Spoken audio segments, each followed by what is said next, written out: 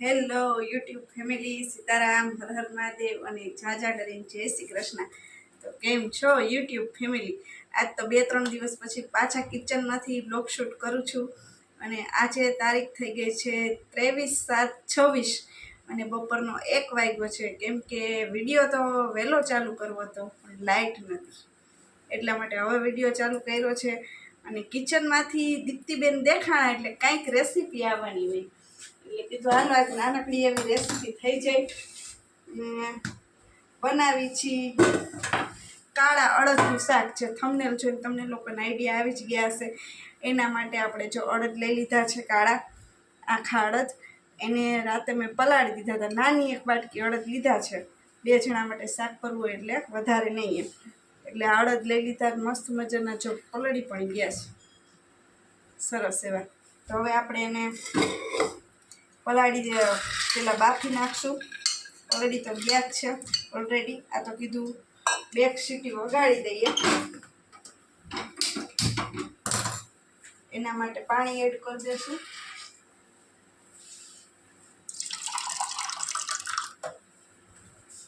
અને હળદર અને મીઠું એડ કરી દેવાનું. થોડીક હળદર એડ કરવાની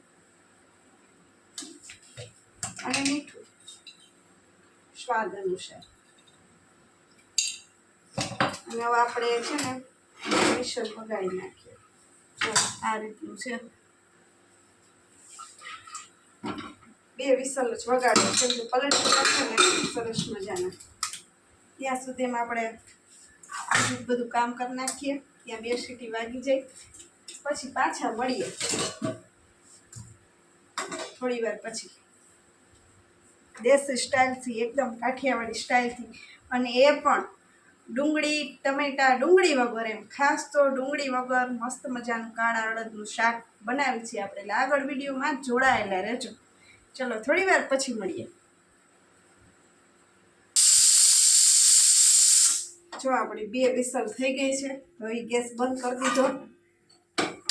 આપણે કાળા અડદનું શાક બનાવવાની પ્રોસેસ ચાલુ કરી દઈએ.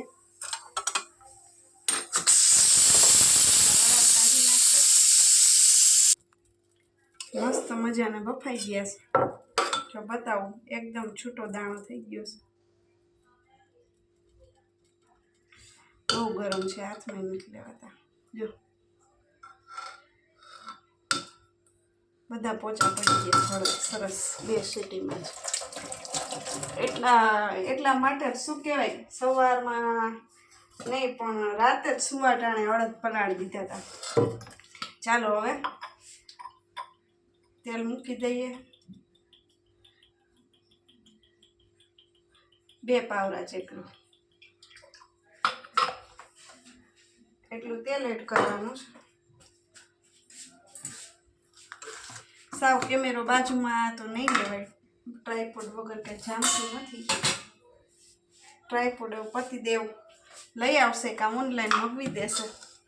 એમાં આપને કંઈ બહુ ખબર પડે નહીં એટલા માટે. બાકી જો આ લ્યો મારો ટ્રાયપોડ તૂટી ગયેલો, જો પડ્યો અહીંયા, તૂટી ગયો છે એવું છે.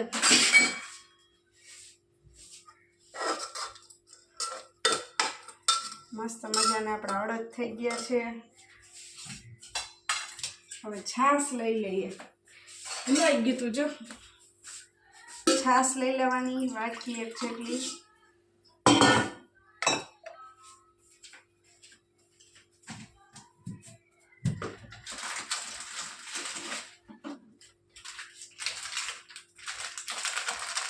એમાં નાખી દેવાનું એપલ બેસન.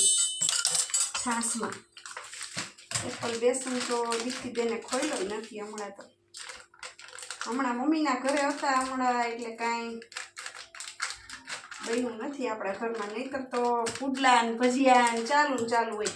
અને ખાસ મસ્ત મજાની શું કહેવાય, અત્યારે મોસમ ચાલુ છે બારિશની. 1 ચમચો એક નાખું છું, જો આટલું.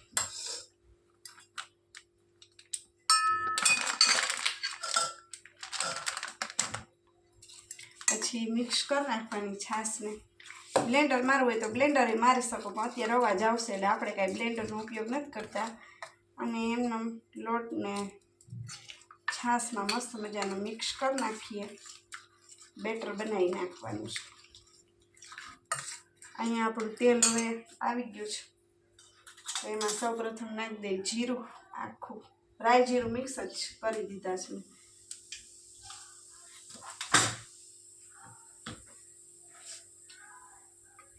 શું કહે બાકી?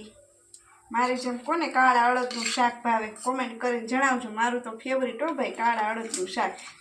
અને તમે લોકો કેવી રીતે કાળા અડદનું શાક બનાવો એ પણ કોમેન્ટ કરીને જણાવજો પાછા. જે આપણું બેટર તૈયાર કરી નાખ્યું. છાશ ચણાના લોટમાં દોઈ નાખી.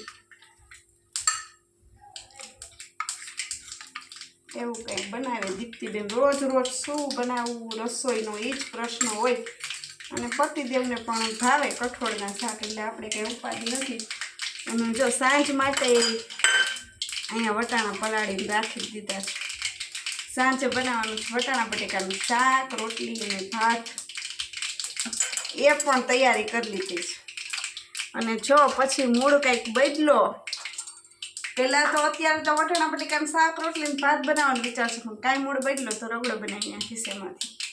રગડા માટે જે વરસાદ જો બધું લેવા જવું પડે ને પાવની, એટલે થોડો કંટાળો આવે છે. એવું છે. તો જો હવે આપણે મસ્ત મજાનું આપણું આવી ગયું છે તેલ. એમાં આપણે એડ કરી દઈએ હિંગ, એરોપ્લેન હિંગ. પછી નાખી દઈએ મીઠા લીમડાના પાન. જોઈ શકો છો.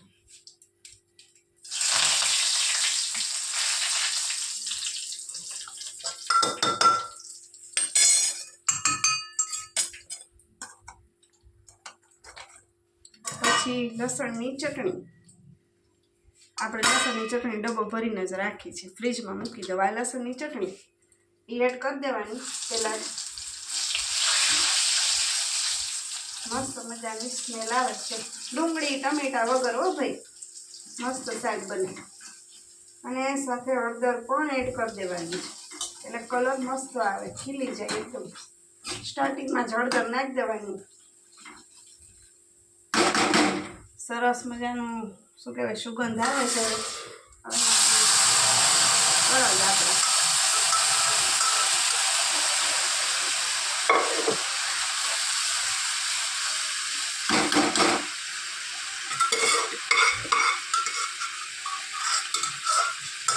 સ્મેલ આવી એક નંબર હો ભાઈ. વખાણ નથી કરતી, પણ એ તો અહીંયા દીપ્તિબેનને ખબર હોય મસ્ત મજાની સ્મેલ આવી. હવે આ છાશ એડ કરી નાખવાની. જો ખાટું ખાતા હોય ઘરમાં તો છાશ એડ કરી શકો, દહીં પણ એડ કરી શકો છો.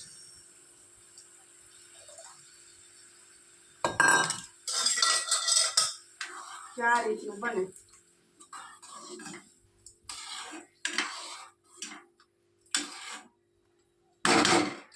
અને પછી કાશ્મીરી મરચું થોડુંક કલર લઈ આવવા માટે એડ કરી દેવાનું.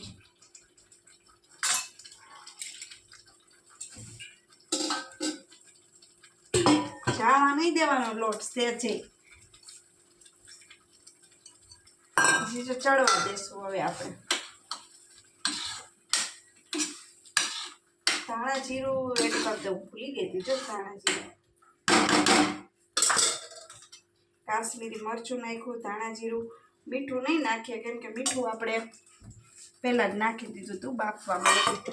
ચાલો હવે આપણે ચડવા દઈએ 5 મિનિટ.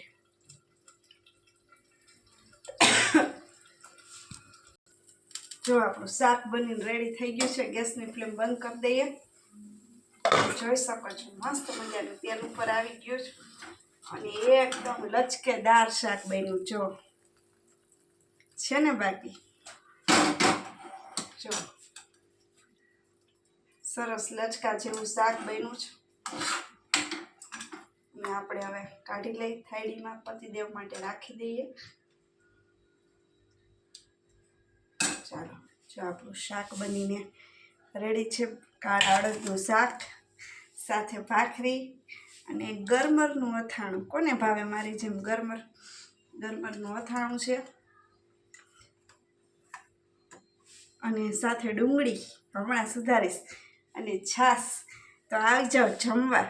મસ્ત મજાની આજ તો એકદમ દેશી સ્ટાઇલથી કાઠિયાવાડી કાળા અડદનું શાક એકદમ દેશી સ્ટાઇલથી બનાવ્યું છે અને બહુ સરસ બન્યું છે. સુગંધી એવી જોરદાર આવે છે. તો ચલો હવે આપણે આ વિડીયોને એન્ડ કરી દઈએ. Bye bye.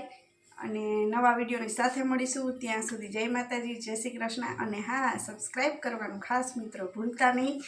અને શું કહેવાય, આપણો ટાંકો ભરાઈ ગયો જો વાતુમાં વાતું. સબસ્ક્રાઈબ કરવાનું ખાસ ભૂલતા નહીં. નવા વિડીયોની સાથે ફરી મળીશું.